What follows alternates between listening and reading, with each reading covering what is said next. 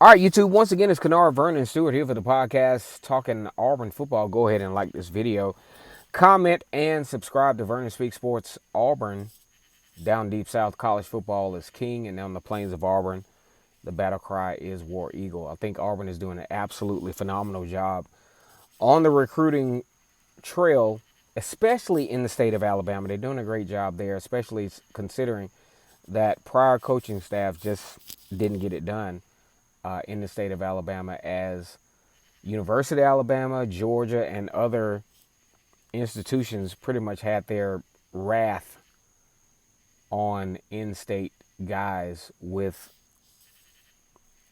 recruiting, and we're going to get into this in just a second. Now, Auburn has just now, well, as of yesterday, solidified their recruitment, at least for now, in the 2025 class of Jared Smith. Now, the reason why this is pretty significant is the fact that, if you're a 2025 recruit and you go online and announce, or you go on social media, you go on any platform to introduce yourself as a commit to an institution online, usually, unless something out of the ordinary happens, usually that's a solid recruit. And that's what Jared Smith did. He chose Auburn over Georgia, Florida State, South Carolina, South Carolina, USC, and Ole Miss. He is the fourth-ranked edge guy in the country and the 42nd overall recruit in the 25 class. Now, here's a really good thing. He is also the ninth top 15 recruit in Alabama to recruit to Auburn over the last few years.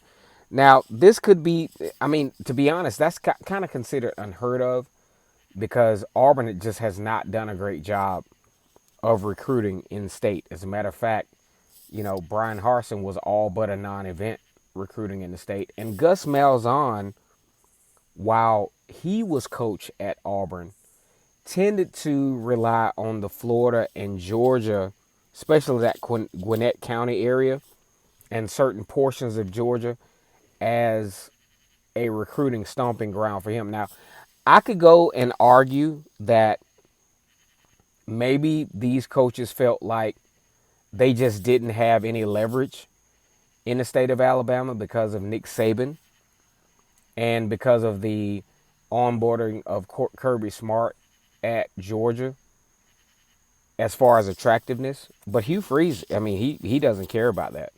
Hugh Freeze right now has the top ranked recruiting class, has a top ranking recruiting class for the 2025 cycle in all of college football. And I think that's phenomenal considering he was 13 about a month and a half ago. So here's the thing. Auburn has posed little to no threat to recruiting in Alabama for the last few years. You can look at the cycles. You can look at the guys that have been recruited out of the state of Alabama for Auburn. It's been few and far in between. And I think this is a monumental recruit for Auburn in Jared Smith, a 5-star recruit, 4-star recruit, depending on who you're looking at. But he's a upper tier 4-star recruit, and he's got a huge skill set. He's about 6'6". He's a super athlete. Actually played basketball as well, and he has great length. He has great range. He has a very instinctive knack to find the football. I think, when you look at the 5 concept, if you are a football head, a 5 concept is usually a guy that lines up right outside of the shoulder of the offensive tackle.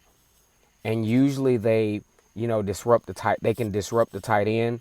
They can create a pass rush, and they can also create abilities on the blitz packages as well.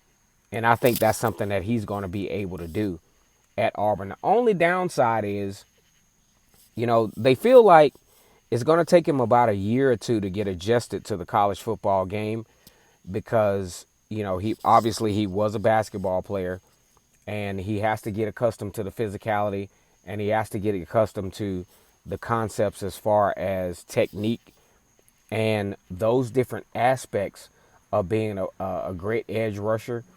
But I feel like with his height, his wingspan, and wingspan, I mean his arm span, his ability to block passes out of the backfield, his ability to really disrupt certain things, especially on that edge of the football field where he will be playing.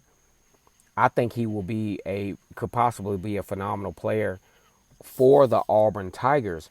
And, you know, for Auburn to be able to solidify this type of recruit going up against the likes of Ole Miss, who I think is, going to continue to be a powerhouse in the SEC, even with the onboarding of Texas and Oklahoma. And, South Carolina has always had a significant knack of playing physical football.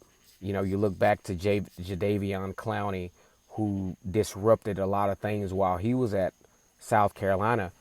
I think that this is a pivotal recruit for Auburn and DJ Jerkin and his staff at defensive coordinator for Auburn to really make some strides at solidifying this defense, moving forward. Now, Auburn has a tough schedule coming up. This has nothing to do with, Jaden Smith. Jarrett Smith, I'm sorry, has nothing to do with him. But Auburn has to continue to be physical at the line of scrimmage. And I think Auburn has done a great job of recruiting on that side of the football field for that. We'll talk about that in some videos moving forward.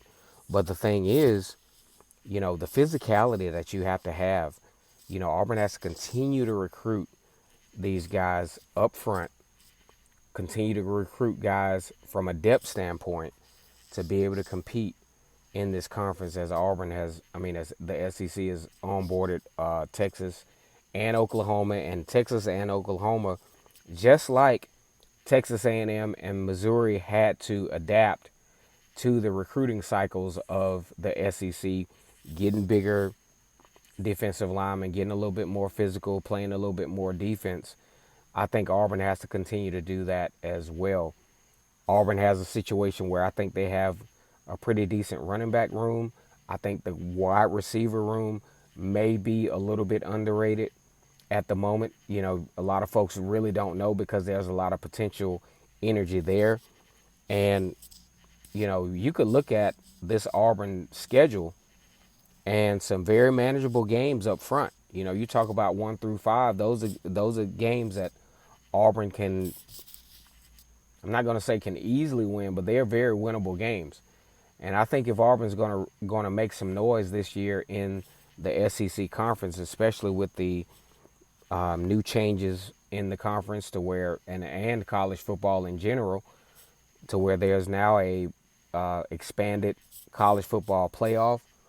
If Auburn's going to have a chance to do that, first of all, quarterback play has to be on point, and the quarterback play has to complement what Hugh Freeze feels like he's positioned some good wide receivers and a tight end group around Peyton Thorne, because you got some concepts that you can run. You can run the 11 concept. You can run the 12 concept. You can do a lot of things that, a lot of teams can't do depending on the situation, especially with the talent of Rivaldo Fairweather at tight end. I mean, Auburn can be in a position to be very successful in the season. I predicted that Auburn would be 8-4 this season, and I think that is a very solid prediction. Now, the 4 losses that I did predict, it could kind of, be altered depending on how the season goes, because there's a couple of games that I predicted Auburn would lose that I think could change. There's a couple of games that I thought Auburn would win that could change. But I do feel that Auburn has a solid situation to possibly be one of the dark horses in SEC this year. Go ahead and subscribe to my channel. My name is Kennard Vernon Stewart. Vernon Speaks Sports Auburn. We've been doing this for a little while. Especially, I want you to tune in every Thursday coming up for my prediction shows. And if you look back on some of my past videos, I've almost hit a lot of these predictions dead on as far as scores go. So you'll be interested to see that. And, I'm pretty good at the whole Vegas thing. And hell, I'm just not a betting guy, but I should start betting on this stuff because a lot of times, man, I've actually lost a lot of money by not betting on a lot of these games and probably should have. But I appreciate you guys tuning in. Again, it's Kennard Vernon Stewart here for the podcast. Talking Auburn football, go ahead and subscribe to Vernon Speaks Sports Auburn. And as always, it's great to be an Auburn Tiger. War, damn,